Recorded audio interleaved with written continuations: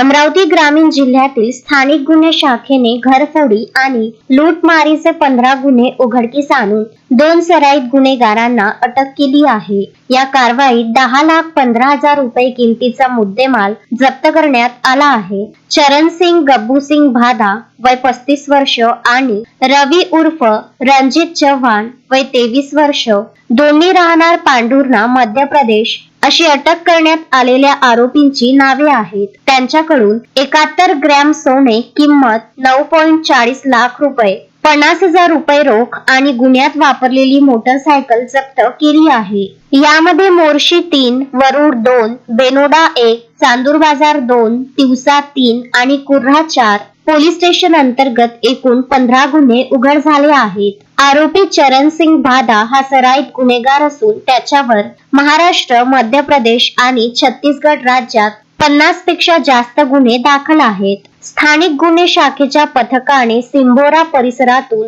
या दोघांना शिताफीने ताब्यात घेतले। ही कामगिरी पोलीस अधीक्षक विशाल आनंद, अपर पोलीस अधीक्षक पंकज कुमावत यांच्या मार्गदर्शनाखाली स्थानिक गुन्हे शाखा प्रमुख किरण वानखडे व त्यांच्या पथकाने केली आहे। शोएब खान, विदर्भ न्यूज, अमरावती। श्रद्धा फैमिली शॉपिंग में जाएंगे हम सभी, साड़ियों की नई डिजाइन देखो यहीं से लाएंगे। श्रद्धा फैमिली शॉपिंग में जाएंगे हम सभी, लेडीज जेंट्स बच्चों की हर फैशन लाएंगे सभी।